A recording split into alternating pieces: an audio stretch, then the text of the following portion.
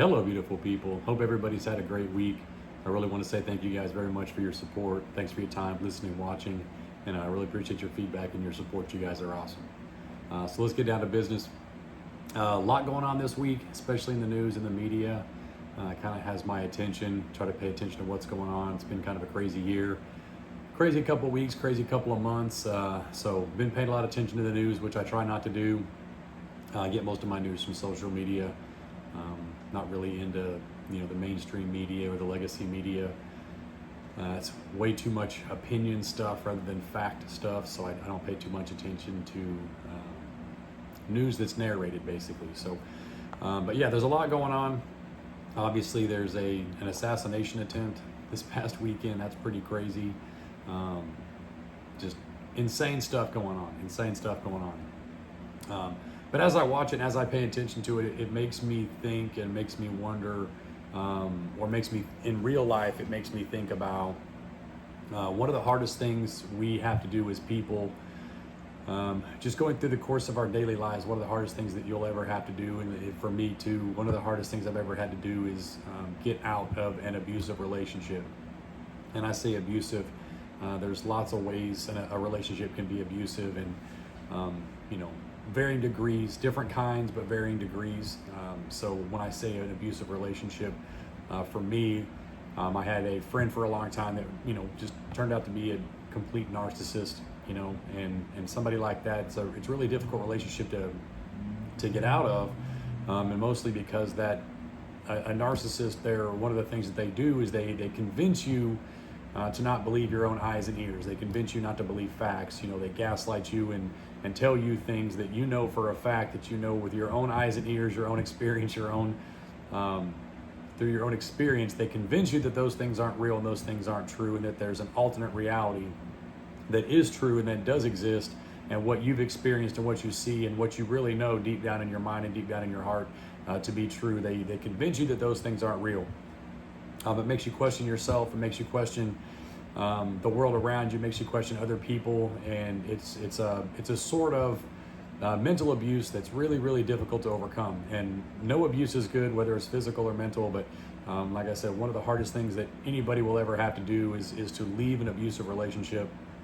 And it's easy to be on the outside and tell people that are in the situation how easy it is to stop, and how easy it is to walk away, and how easy it is to get away. But when you're in the situation, when you're in the scenario, it's just really not that simple. It's actually very difficult because, like I said, you believe this person, you trust this person, you believe that this person wouldn't mislead you, you believe this person wouldn't be dishonest with you, you believe this person wouldn't lie to you. And a lot of that comes from the core of that dynamic is the person that's getting abused would not abuse the other person. So as the person that's being abused, they think to themselves that they would not abuse this other person, so this other person would not abuse them. And of course, that's not true. Just because you would not do something does not mean somebody would not do it to you.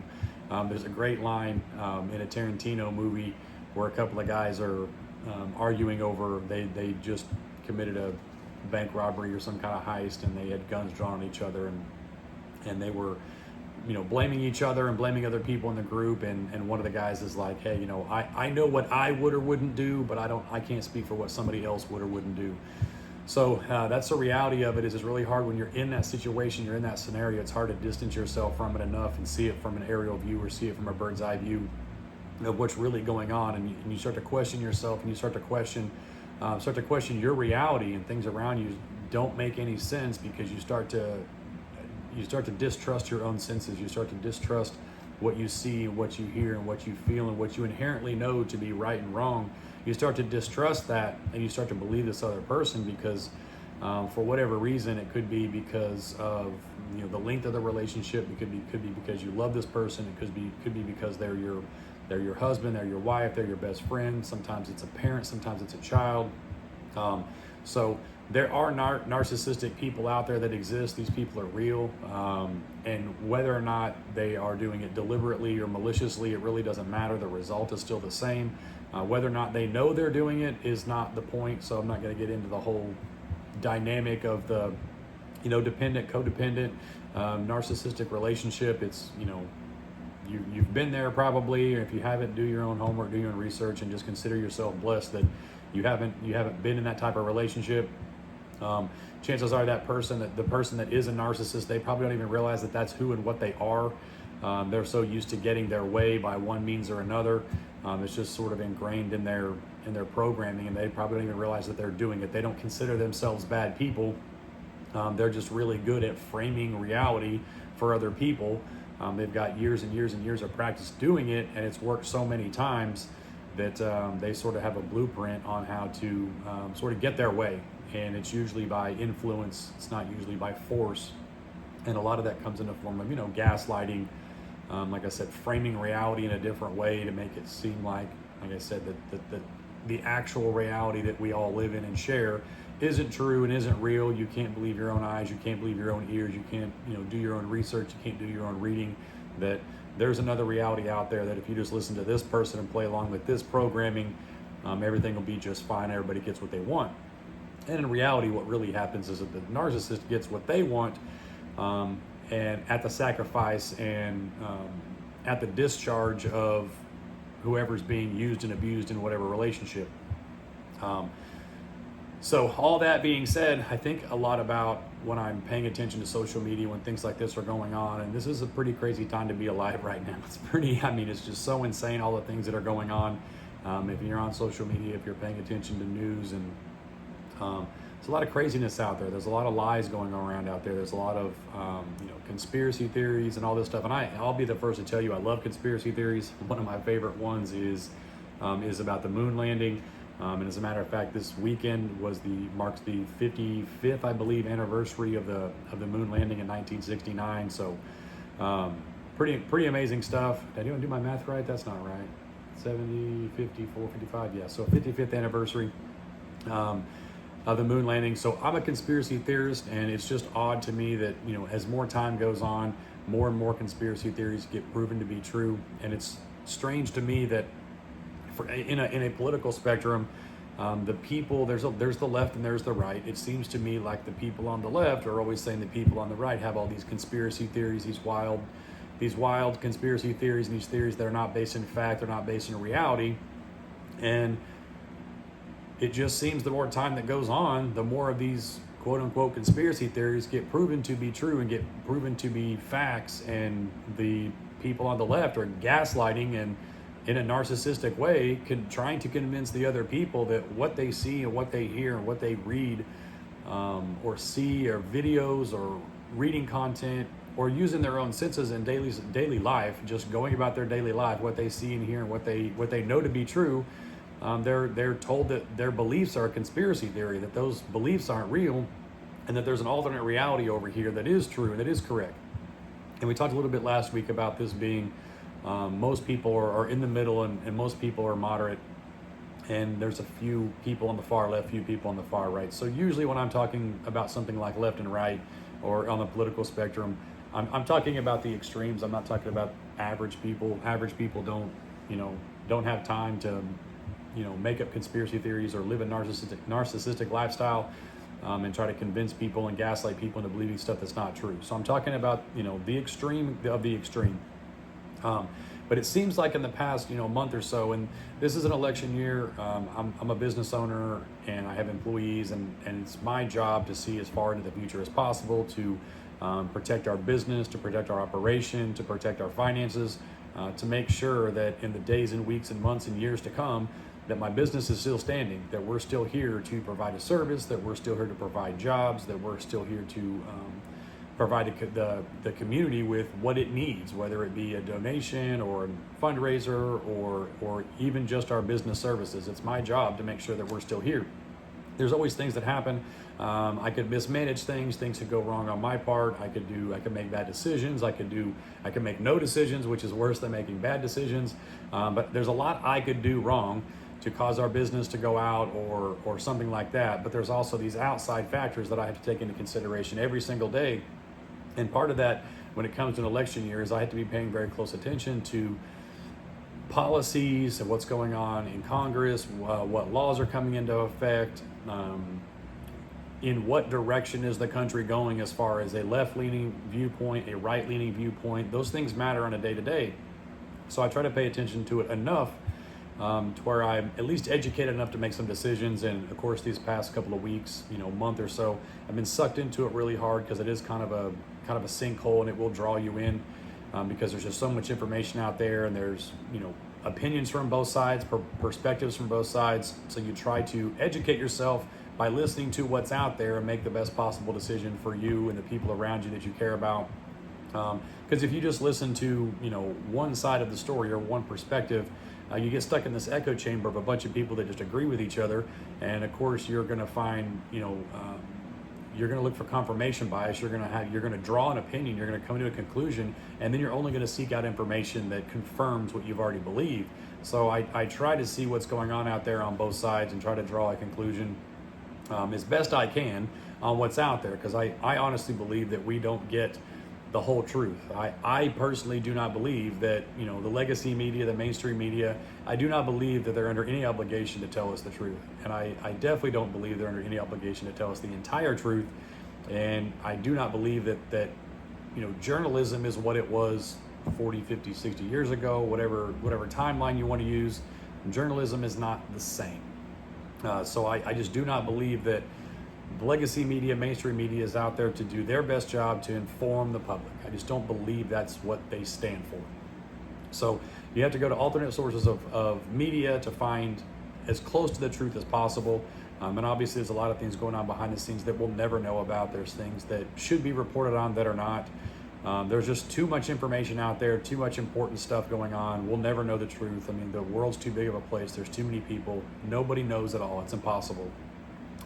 But you try to get on these platforms and you figure out as best you possibly can, and with whatever limited amount of time you have to spend, and try to figure out enough information so you know what direction to go and how for you to perform or act or behave or make decisions for your family, make decisions for your future, make decisions for your business.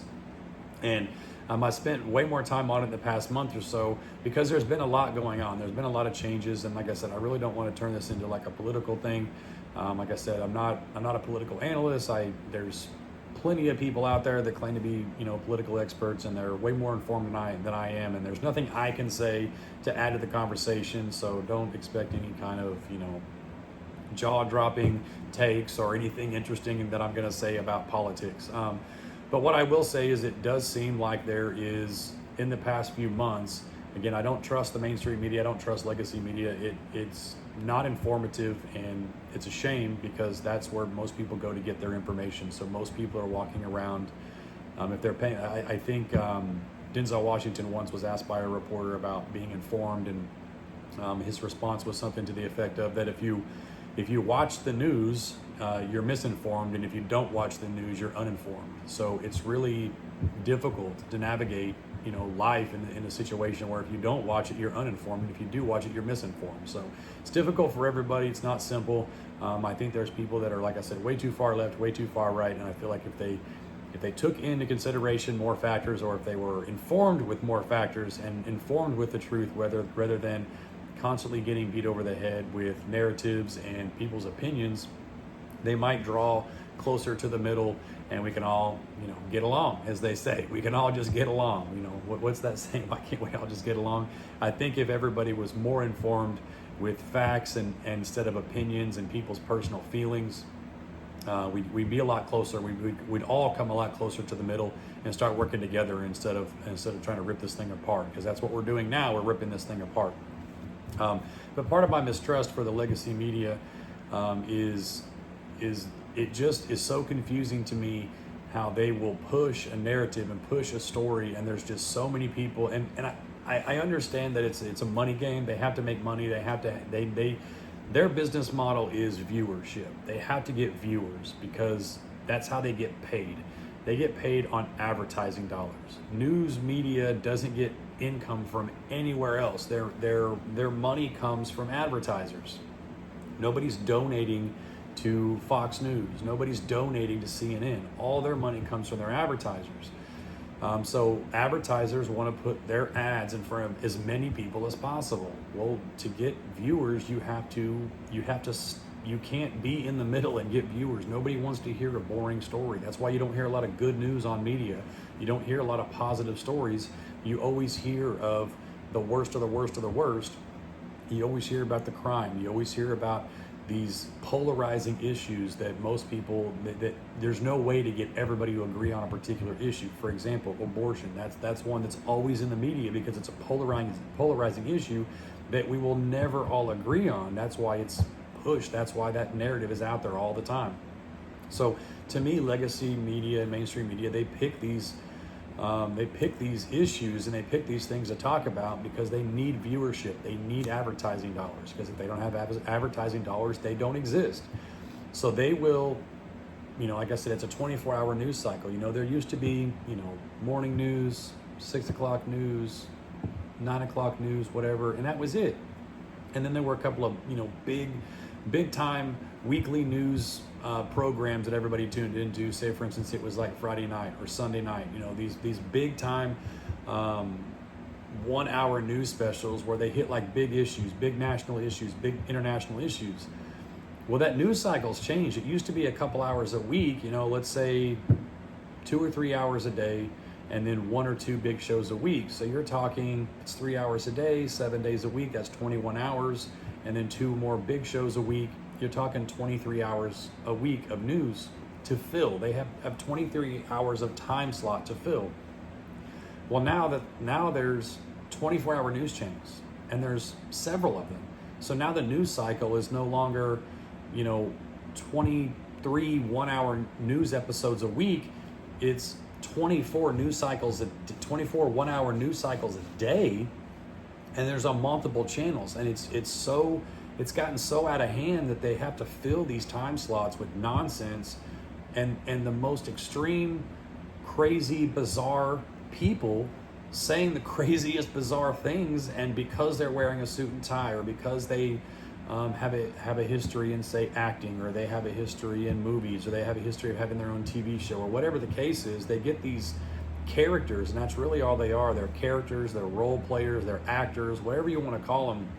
And they put them on these shows, and because they're wearing a suit and tie, and because they're polished, and because they look nice on television, and they are very well spoken, or however you want to say it, because these people do such a good job at grabbing your attention, and they're so eloquent with their words, and they're so fine-tuned, and they're so polished, we just get sucked in. We get mesmerized by these people, and we just believe what they say without even really doing our own homework, doing our own research, without listening to somebody else's opinion or somebody else's perspective.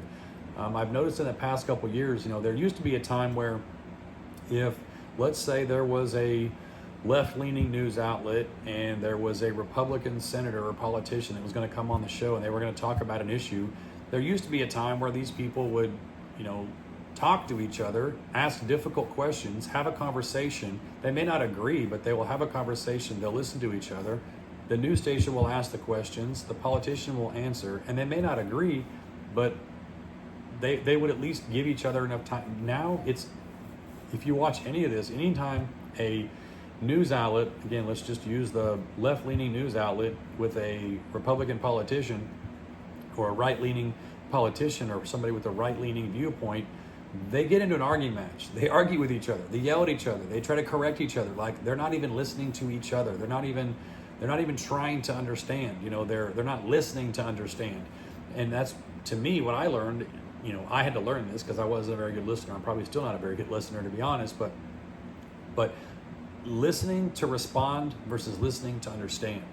When this person is conducting this interview, they've got a predetermined set of questions, and they ask question 1, and whenever this politician or whoever starts to respond, they're just waiting for a chance to jump in and cut them off because they don't agree with them.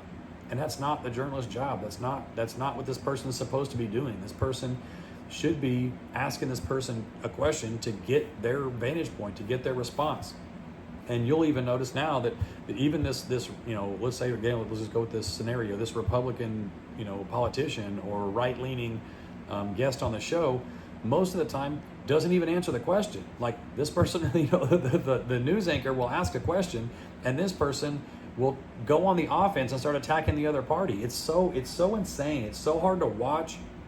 And if you don't pay attention to it, if you don't watch it, and you try to, it's so frustrating and so confusing, because it's this bizarre pissing match that these people are in about, who's right. It's no longer about everybody's entitled to their opinion. It's about taking a drive-by shot at the other party every chance you get, and interrupting the other person every chance you get. Like it's almost impossible to watch, but again, it's that way because it's meant to be entertainment. People will watch it when it's an altercation. If it was a civil discourse, and if it was an actual debate or an actual interview, an actual conversation, very few people will watch it. Nobody watches an hour-long, long format interview on a Sunday night anymore. Why would they watch an hour-long, long-form interview on a Sunday night when they can go watch 30, 45 seconds of these people arguing with each other when the question gets asked? Like they're just going to cut straight to the meat of it, and because that's what gets the views, that's what gets the clicks, that's what gets the advertising dollars. So the discourse on these stations is horrible.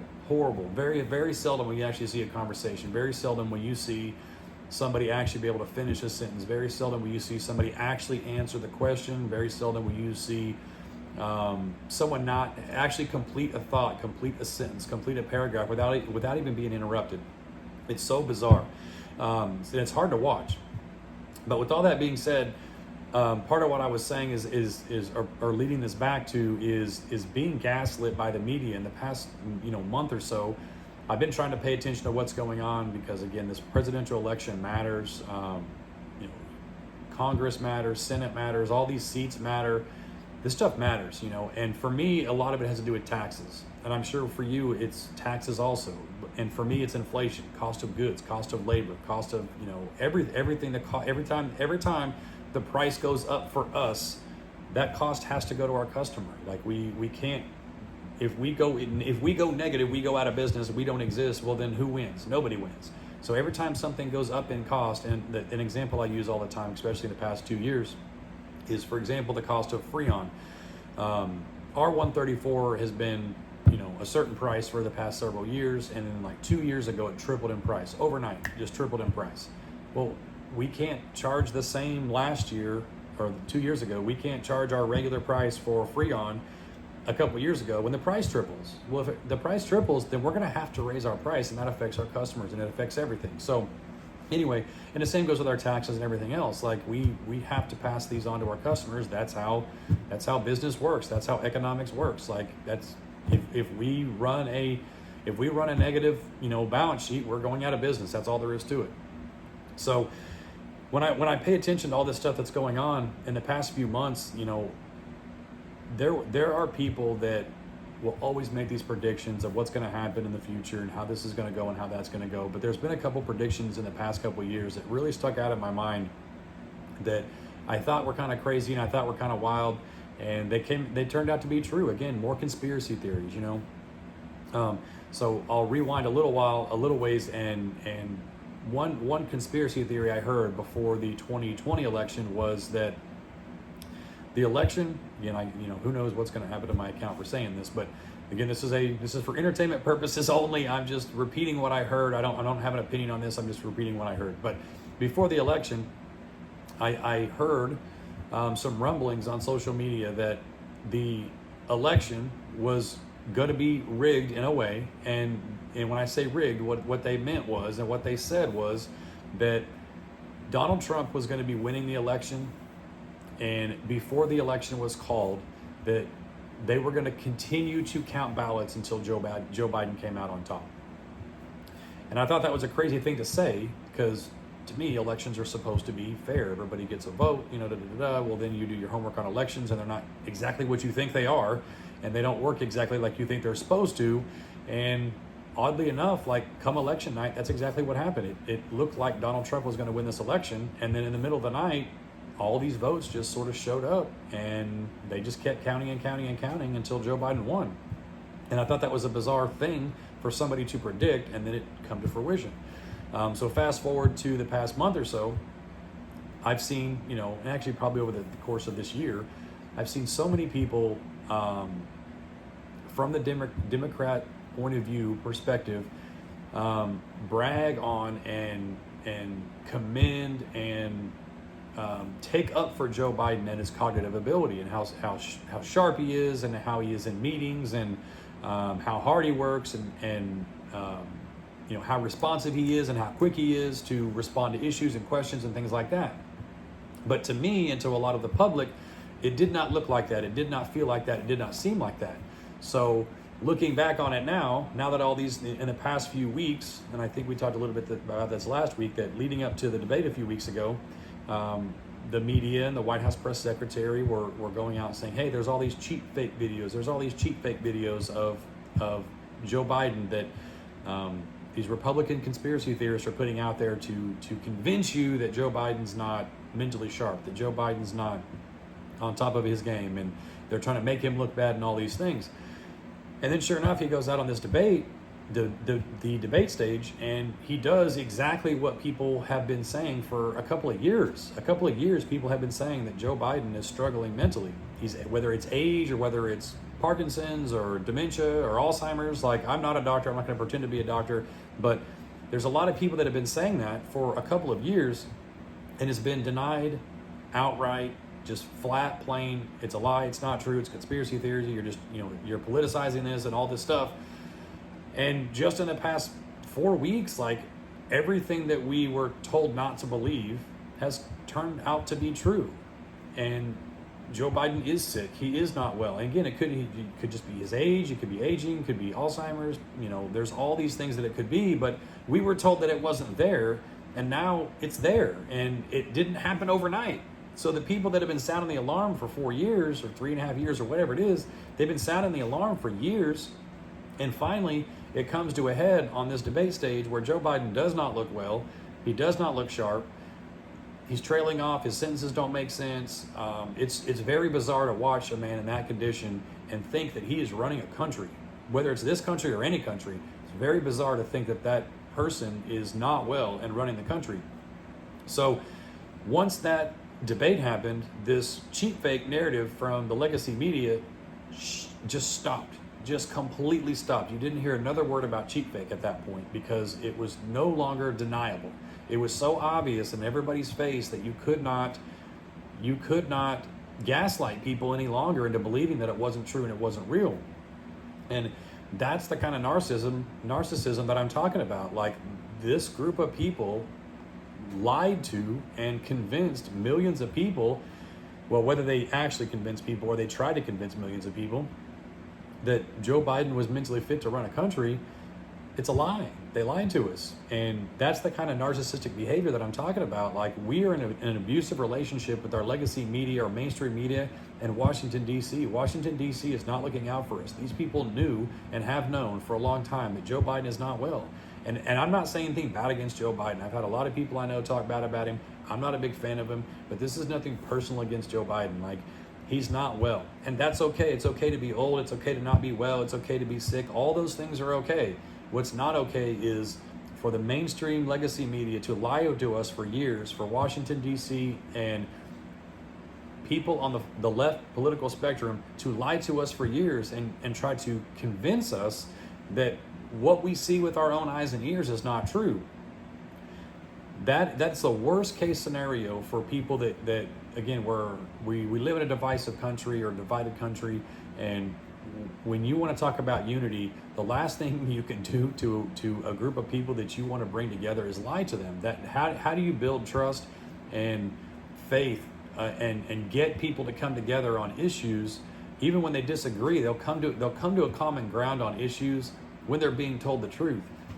And you cannot tell me over the past weeks and months and actually years that the legacy media has been honest with us. And this is probably the most glaring example that I can think of in the past several years of just outright lying. And there's different ways to describe it. Some people say that these people are just talking heads. Some people say that they're puppets. Some people say that they're willfully ignorant. Some people say that they're malicious. Whatever the case is, and I don't care. Again, the narcissism doesn't make that much of a difference whether it's malicious or not. The result is the same. The result is people are uninformed or misinformed when they're watching the news. They're watching the news, they're watching the media, and they're trusting these people to tell them the truth as best they can, and they're not. They're lying to us. And there is no better example than Joe Biden's mental capacity over the past couple of years. And again, it's not his mental capacity is not his fault, but the people around him that put him through this and lied to us in the process, it is their fault. They're the narcissists that are we are in an abusive relationship with this legacy media, and they're gaslighting us, and they're not telling us the truth. And there's reasons why that we'll probably never know. But the facts are the facts, and the reality is the reality that we have been lied to about Joe Biden's mental condition. And if they're lying about that, then who knows what else they're lying about? Who knows what else they're gaslighting us about? It makes me question everything. It makes me question all the issues. It makes me question what they say about everybody. I mean, what they say about people on the left and what they say about people on the right, whether it's Ilhan Omar and AOC. Like, I question what people say about them, and then the people on the right, I question everything that they say because I don't believe in. I don't believe them. I don't believe what they're telling us. And this Joe Biden example is exact, perfect reason why, because they're not telling us the truth. And whether they did it on purpose or not is beside the point. And Joe Biden, to me, is, and again, I'm not a fan of this guy. I don't really care for him, but he's not. He's a willing participant in this, and I feel bad for the guy at this point, and not as a person. Like, I don't feel bad for him because I do think he's a dishonest person, and he's made a lot of contradictory statements, but that's what politicians do. So I'm not surprised by that. I'm not caught off guard by that. I'm not caught off guard by politicians getting rich in Washington, D.C. I'm not caught off guard by them getting kickbacks or them getting,